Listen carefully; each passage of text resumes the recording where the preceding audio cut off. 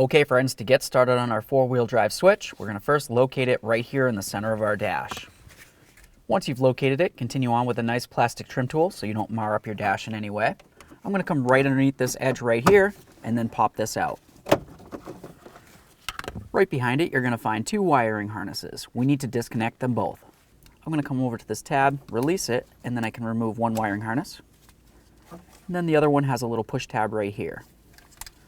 I'll press on that and then draw it away. Check your wiring, make sure you don't see any funny colors. If you do, it's corrosion and it needs to be dealt with. These look good, so let's grab our new switch. Okay, now it's time to install our brand new four-wheel drive switch. Go ahead and turn it around, line up your corresponding wires to where they belong, and plug them in. And give it a nice click. Make sure it's secure. You definitely don't want them to fall out. And line that up. Nice click, give it a tug. Perfect. Let's go ahead and slide it in. All right, that just latched in. Now go ahead and put your key in the on position and test to make sure it functions properly.